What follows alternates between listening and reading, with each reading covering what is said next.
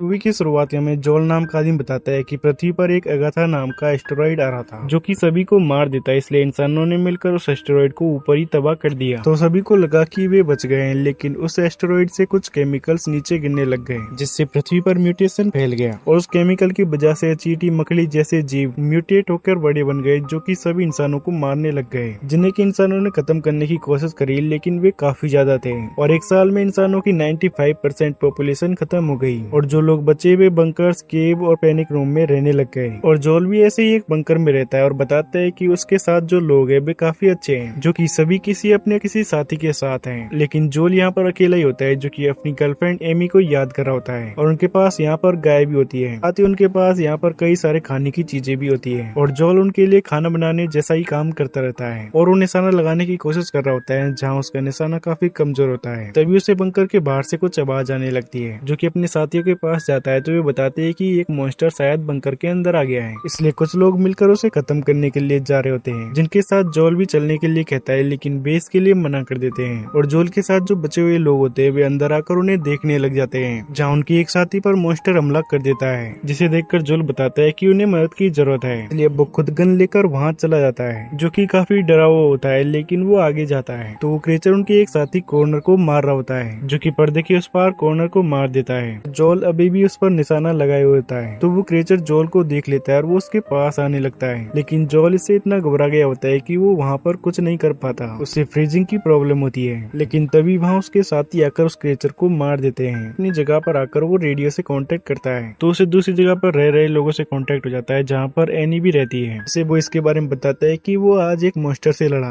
अपने साथियों की थोड़ी बहुत मदद करी। तो एनी उसे बताती है कि वो उसे सेफ देखकर काफी खुश है और वे दोनों आपस में उनके पहले के वक्त की बातें करते हैं। साथ ही उसे बताता है कि उसने उसके लिए कई सारे लेटर्स भी लिखे हैं। इसके बारे में वे दोनों आपस में बात कर रहे होते हैं, लेकिन अचानक ही उनके रेडियो का कनेक्शन टूट जाता है। तो जोल अपने पिछले वक्त के बारे में याद करने लगता है। तब वो एनी के साथ कार में था और उसने एनी की एक ड्राइंग भी बनाई थी और तभी शहर पर क्रीचर्स ने हमला कर दिया, इसलिए वे दोनों वापस घर चले गए, जहाँ जोल अपनी फैमिली के साथ होता है। एनी भी अपनी फैमिली के पास जा रही होती है। इसे जोल बताता है कि वे जरूर मिलेंगे और फिर वो अपनी फैमिली के साथ वहाँ से निकल गया। और इसी के बारे में जोल सोचते हुए सभी लोगों के पास बैठा होता है, जहाँ वे आपस में बात कर रहे होते हैं कि वो क्रीचर अंदर कैसे आ गया था, जिनसे जोल पूछता है कि एनी की कॉलोनी कितनी दूर है। वो अब एनी के पास जा रहा है। वे बताते हैं कि तुम्हें वहाँ तक पहुँचने में 7 दिन लग जाएंगे। साथ ही वे जो को समझाते हैं कि इसमें बहुत खतरा है, तुम्हें बीच में कई सारे क्रीचर मिलेंगे जो तुम्हें मार देंगे। जो बताता है कि उसे जाना ही है, क्योंकि एक इंसान जिससे मुझे खुशी मिलती है वो 7 दिन दूर है, इसलिए अब अपने सारे जरूरी सामानों को जमा लेता है। वो जाने लगता है तो वे सभी उसे फिर से समझाने लगते हैं। जोल बताता है कि वो खुद का ख्याल रख लेगा और उसके लिए एक लड़की ने मैप भी बना दिया होता है ताकि उसे जाने में आसानी हो। और जो जा ही रहा होता है तो वे उसे समझाते हैं कि अगर तुम्हें क्रीचर दिखाई दे तो तुम्हें छुप जाना है या फिर वहाँ से भाग जाना है, तुम्हें उनका सामना करने की जरूरत नहीं है। इसके बाद जो उस बंकर से बाहर आ जाता है और मैप को देखता है, जिसमें कि उसे वेस्ट जाना होता है, लेकिन उसे वेस्ट का ठीक से रास्ता पता नहीं होता, इसलिए वो बीच का रास्ता चुनता है, जिसके आगे एक पूरा शहर होता है। तो वो शहर के अंदर चला जाता है, जहाँ वो घर के अंदर भी जाता है, लेकिन उसे क्रीचर की आवाज आने लगती है तो वो बाहर आ जाता है, जहाँ पूल में से उसके सामने 2 आंखें निकल कर आती है, जिसे वो देख रहा होता है। लेकिन उस पूल के अंदर से फ्रॉग निकल कर आता है, जो कि म्यूटेट हो चुका होता है और वो जोल पर हमला करता है, लेकिन वहाँ एक डॉग आकर उसे बचा लेता है। तो जोल वहाँ से भाग रहा होता है, लेकिन वो मेंढक उसे फिर से पकड़ लेता है और वो डॉग जोल को फिर से छुड़ा लेता है और अब जोल डॉग के साथ वहाँ से भाग जाता है, जिसके पीछे वो फ्रॉग भी आ रहा होता है, लेकिन वो डॉग उसे अपने साथ एक बस में ले जाता है, जिस जगह पर वो डॉग रहता है। जोल उसे थैंक यू बोलता है और उससे बात करता है, जिस डॉग का नाम बॉय होता है। और जोल को पता चलता है कि उसका ओनर एक लड़की थी, जो कि अब शायद मर चुकी है, जिसकी ड्रेस को हमेशा बॉय साथ में रखता है। तो जो वहीं उस बस में सो जाता है और सुबह होती है तो जो वहाँ से जाने लगता है, जिसे कि बॉय देख रहा होता है। तो जॉय उसे भी साथ चलने के लिए कहता है, जहाँ बॉय अपने ओनर की ड्रेस को लेकर आ जाता है, उसे बैग में रखने के लिए कहता है। इसके बाद अब वे दोनों साथ में आगे जाते हैं और जॉल इस बात से खुश होता है क्योंकि उसे अब साथ चलने के लिए कंपनी भी मिल गई होती है। जहाँ आगे चलते जॉल एक फ्रूट को भी खाने लगता है, लेकिन वो डॉग इसके लिए मना करता है। जॉल इन सभी बातों को अपनी बुक में ऐड करता हुआ जा रहा होता है, लेकिन वो बीच में एक गड्ढे में गिर जाता है। तो बॉय आवाज कर रहा होता है, जिसे कि जॉल आवाज करने से मना करता है, जहाँ से जॉल ऊपर चढ़ने की कोशिश करता है, लेकिन वो देखता है कि इन होल में कुछ क्रीचर होते हैं। वहीं जॉल देखता है कि नीचे कई सारी हड्डियां पड़ी होती है, इससे वो डर जाता है और अब वो एक हड्डी को लेकर उन क्रीचर से लड़ने के लिए तैयार होता है। जहाँ क्रीचर जॉल पर हमला करने के लिए आता है, जिससे कि जॉल बच रहा होता है, और तभी एक आदमी आकर जॉल को रस्सी देता है, जिससे कि जॉल ऊपर चढ़ने लग जाता है। नीचे भी कई सारे क्रिएचर उसे काटने की कोशिश कर रहे होते हैं, लेकिन जोल अब ऊपर चढ़ जाता है। वहीं उस आदमी के साथ एक लड़की भी होती है और अब वो आदमी उस गड्ढे में नेट पटक कर उन क्रिएचर्स को खत्म कर देता है,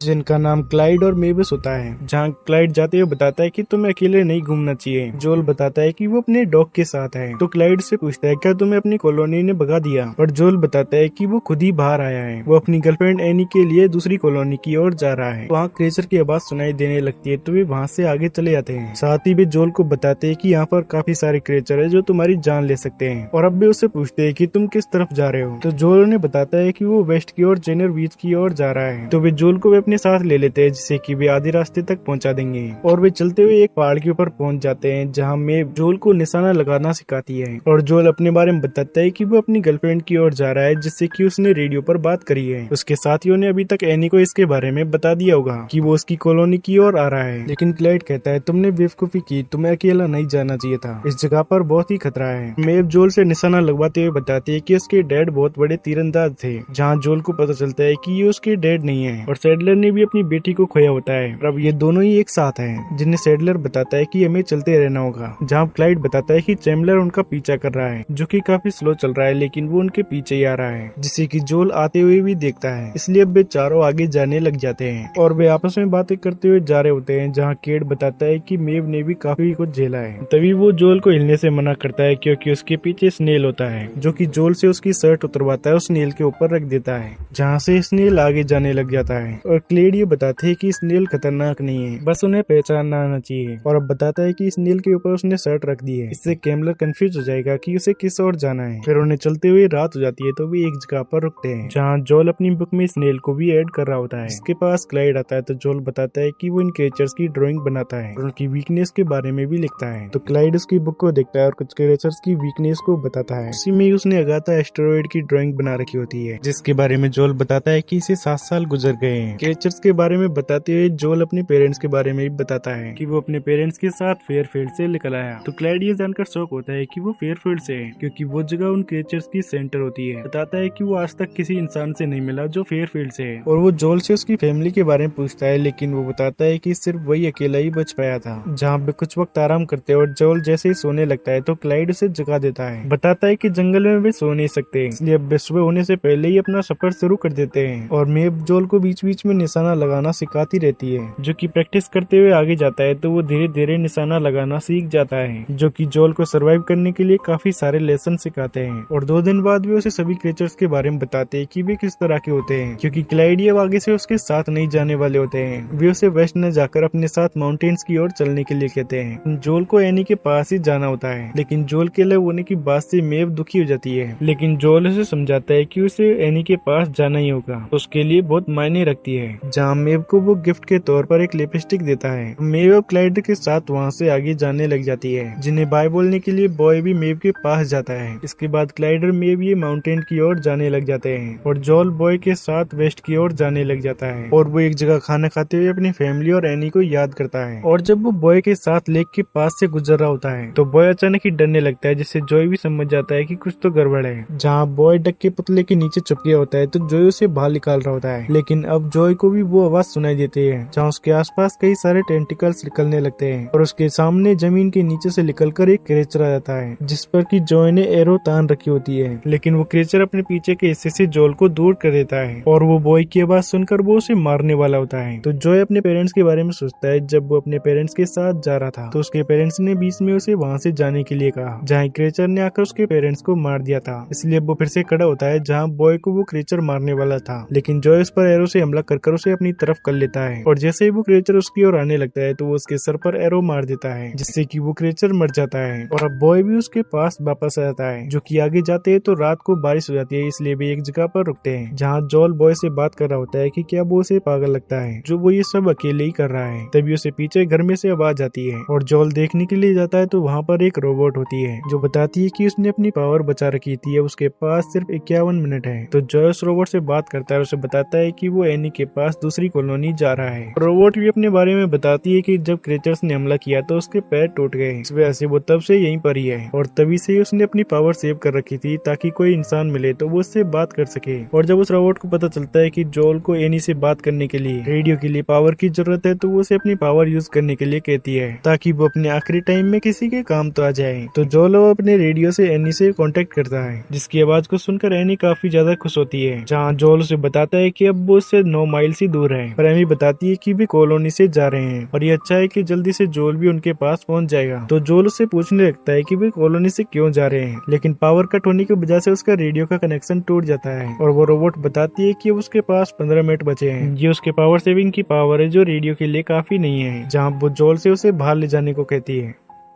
कि अब जोल से उसके पेरेंट्स के बारे में बताने को कहती है और जोल जैसे ही उसे अपने पेरेंट्स के बारे में बताता है तो वो रोबोट उसे उसकी माँ की फोटो दिखाती है। इसे देखकर जोल काफी ज्यादा इमोशनल हो जाता है। जो वो अपने पेरेंट्स से कहना चाहता था वही कहता है कि वो कॉलोनी में चला गया, जिसके बाद उस रोबोट की पावर भी खत्म हो जाती है। तो अगले दिन जोल उसे दफनाने के बाद बॉय के साथ आगे जाता है, जैसे कि बीच में एक बड़ा सा गड्ढा मिलता है जहाँ से बॉय साइड में जाता है तो जोल भी उसके पीछे जाता है। तो उसे वहाँ पर किसी क्रिएचर की आवाज जाती है और जोल देखता है कि वो क्वीन होती है जिसके बारे में क्लाइड ने उसे बताया था और वो आवाज को सुनकर हमला करती है। इसलिए जॉय एक टॉय को साइड में फेंक देता है जिसे कि कोई नीचे से आकर खा जाती है। तो जोल जल्दी से बॉय के पास जाता है, लेकिन बॉय वहाँ से भग रहा होता है। जोल के पीछे क्वीन भी आ रही होती है। हाँ, जोल बॉय का पीछा करते हुए एक लेक के पास आ जाता है जो कि क्वीन के आने से पहले बॉय के पास पहुंचकर वहाँ छुप जाता है, जिनके साइड में क्वीन भी आ जाती है। लेकिन जॉय बॉय को शांत रखकर वहीं पर ही बैठा रहता है। जब क्वीन को कुछ नहीं मिलता तो वो वहाँ से चली जाती है। तो बॉय अपने ओनर की ड्रेस को देखता है, इसलिए वो पानी में कूद जाता है। की आवाज को सुनकर क्वीन वापस आने लगती है। तो जोल को क्लाइड का दिया हुआ ग्रेनेड मिल जाता है, इसकी की वो पिन खींच देता है और जैसे ही क्वीन उसके पास आती है तो वो उसके मुंह के अंदर ग्रेनेड को फेंक देता है, जिससे कि आखिरकार वो उसे मार देता है। जहाँ उसे कीड़े काट रहे होते हैं इसलिए वो पानी से बाहर जाता है। उसकी बॉडी के ऊपर कुछ कीड़े लगे होते हैं जिन्हें की वो हटाने लग जाता है कि उसकी शर्ट के अंदर तक भी होते हैं और वो उसका खून पी रहे थे, जिन्हें की जोल जल्दी से हटाता है। और अब जोल बॉय पर गुस्सा करने लगता है कि ये सब उसकी वजह से ही हुआ है, उसे क्या जरूरत थी इस ड्रेस तक जाने की। और बॉय इससे काफी परेशान हो जाता है, इसलिए वो वहाँ से चला जाता है। तो जोल अपने सामानों को लेकर आगे जाने लगता है, लेकिन उसे उन कीड़ों के काटने की वजह से हेलुसिनेशन आने लगते हैं और कुछ दूर आगे जाने के बाद वो वहीं पर ही गिर जाता है। उसे कुछ पत्तियां मिलती है जिसके बारे में क्लाइड ने बताया होता है कि इससे उसका इलाज हो सकता है। तो वो जल्दी से उन्हें तोड़कर खा लेता है, लेकिन अब उसे ठीक से दिखाई भी नहीं दे रहा होता है, जो कि बॉय के बारे में सोचता है कि वो उसे छोड़कर चला गया और वो एमी के बारे में सोच रहा होता है। और तभी एमी उसके पास जाती है क्योंकि जोल उनके पास पहुंच गया था। फिर जब जोल को होश आता है तो वो एमी को देखता है, जहाँ एमी भी उसे देखकर खुश होती है कि वो फाइनली यहाँ तक पहुँच गया और उसे बताती है कि उसे हेलुसिनेशन आ रहे थे। और अब एमी उसे बताती है कि वे यहाँ से जा रहे हैं। यहाँ पर यार्ड कैप्टन और उसका क्रू आया है जिनके साथ वे यहाँ से चले जाएंगे क्योंकि ये जगह सेफ नहीं है और जो एमी के साथ लोग थे वे बूढ़े हो चुके हैं। ऐसे एमी अपने किसी काम से चली जाती है और जोल बाहर आकर देखता है तो वो बीच पर होता है, जहाँ एमी उसे यार्ड कैप्टन और उसके साथियों से मिलवाती है जो कि अपने काम में लगे हुए होते हैं। और जोल एमी से बात करना चाह रहा होता है, इसलिए वो उसके साथ चला जाता है, जहाँ वो एमी को बताता है कि वो 7 दिनों तक ऊपर चलते हुए उसके पास आया है, क्या वो उसे देखकर खुश नहीं है। तो एमी बताती है कि वो उसे देखकर खुश है। वो आखिरी इंसान है जो उसकी पुरानी लाइफ फेयरफील्ड का है, लेकिन अब वो अपनी पुरानी लाइफ से आगे जा चुकी है। उसे रेडियो पर जोल से बात करके खुशी मिलती थी, लेकिन उसने कभी सोचा नहीं था कि जोल यहाँ पर आ जाएगा। और बताती है कि मैं तुम्हें देखकर खुश तो हूँ, लेकिन अब मैं पहले जैसी इंसान नहीं रही हूँ। मैंने अपने कई सारे लोगों को खोया है और पिछले साल भी मैंने किसी को खोया है जो मेरे लिए बहुत मायने था, जिससे कि जो काफी ज्यादा दुखी हो जाता है और उससे कहता है कि मैंने तुमसे पूछा तक नहीं कि मुझे आना चाहिए कि नहीं। और उसे अब काफी बुरा लग रहा होता है। और अब वे सभी एक साथ बैठे होते हैं, जहाँ यार्ड कैप्टन बताता है कि अब वे यहाँ से चले जाएंगे, लेकिन जोल उन्हें ऐसा करने से मना करता है। बताता है कि वे यहाँ पर भी सुरक्षित रह सकते हैं। और वे उससे प्लेन के बारे में पूछते हैं तो जोल के पास कोई भी प्लेन नहीं होता, जहाँ से जोल अपनी जगह पर वापस आ जाता है और अपने मैप को देखने लगता है, जिससे कि एक आदमी खाना देकर भी जाता है। और जोल देखता है कि उस मैप के पीछे उन सभी लोगों ने उसके लिए मैसेज लिखे होते हैं, वो जल्दी से वापस आ जाए। वे सभी उसे मिस कर रहे हैं और वे उसका इंतजार कर रहे हैं, जिसे देखकर जोल काफी इमोशनल हो जाता है और अपनी कॉलोनी से कांटेक्ट करता है। जब उसका कॉलोनी से कांटेक्ट होता है तो उसकी आवाज को सुनकर ही वे लोग काफी ज्यादा खुश हो जाते हैं, जिन्हें जोल बताता है कि वो 7 दिनों तक सर्वाइव करके एमी के पास पहुंच गया है, जिससे कि वे सभी काफी ज्यादा खुश होते हैं। और जोल उन्हें बताता है कि उसे 2 लोग मिले थे जिन्होंने कि उसे सब कुछ सिखा दिया और वो अपने सफर की सारी चीजें उन्हें बताता है जिनसे कि वो वहाँ के हालात पूछता है। तो वे लोग बताते हैं कि वहाँ के हालात ठीक नहीं है, वहाँ पर ब्रांचेस और ज्यादा बनना शुरू हो गई है जिनसे कि वे क्रिएचर बार बार अंदर आ जाते हैं। जोल को एहसास होता है कि उसे वहाँ पर होना चाहिए था, जो कि उनसे बात कर रहा होता है, लेकिन रेडियो का कनेक्शन टूट जाता है। जो कि खाने की ओर देखता है तो उसमें बेरिस होती है जिसे कि बॉय ने खाने से मना किया था क्योंकि वे पॉइजनस है। तो जोल समझ जाते है कि इसके पीछे यार्ड कैप्टन है, इसलिए वो बाहर जाकर एमी को बताता है, लेकिन वे सभी पार्टी कर रहे होते हैं और वे सभी नशे में होते हैं, जो कि अब धीरे धीरे नशे में होकर गिरने लग जाते हैं। और जोल बताने की कोशिश करता है, लेकिन तभी कैप्टन की साथी आकर उसे बेहोश कर देती है। फिर जब जोल इनकी आंखें खुलती है तो यार्ड कैप्टन ने उन्हें बांध रखा होता है और अब एमी इनको पता चलता है कि यार्ड कैप्टन खाना चुराने वाला है, जो कि अपने साथियों के साथ उनका खाना जमा करके ले जाने लग जाता है। और उसने अपनी यार्ड में एक क्रिएचर को भी बांध रखा होता है, जिसे शौक देकर वो उनकी ओर बुलाता है। तो उनके पास आता है तो सभी लोग वहाँ से भागने लग जाते हैं, जहाँ एमी भी अब खुद को खोल लेती है और वो जोल को भी खोल देती है, क्योंकि अब कैप्टन यार्ड की ओर उसे रोकने के लिए जाती है।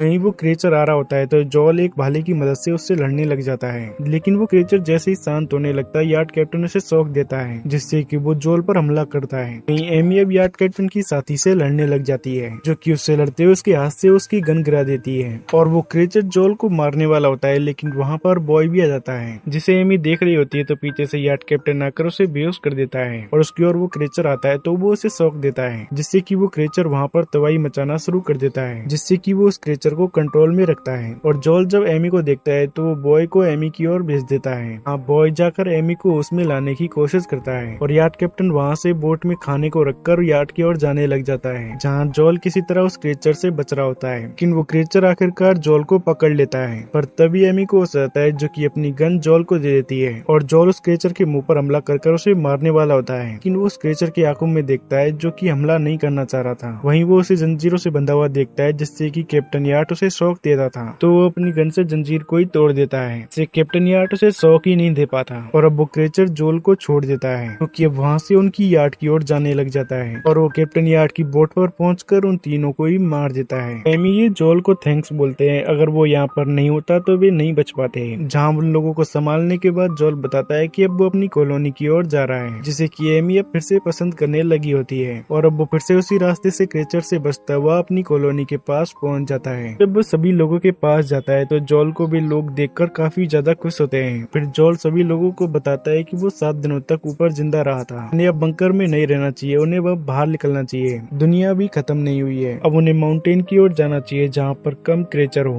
और ये मैसेज भेजने के बाद जोल भी अपनी कॉलोनी के लोगों के साथ वहाँ से निकल जाता है। जिस और क्लाइड ये माउंटेन की ओर गए थे और दूसरी ओर एमी ये भी माउंटेन की ओर आने लग जाते हैं। इसी के साथ ही ये मूवी यहीं पर खत्म जाती है। आई होप आप सभी को ये वीडियो अच्छी लगी होगी। वीडियो अच्छी लगी हो तो वीडियो को लाइक और चैनल को सब्सक्राइब करें। मिलते हैं नेक्स्ट वीडियो में, तब तक के लिए बाय।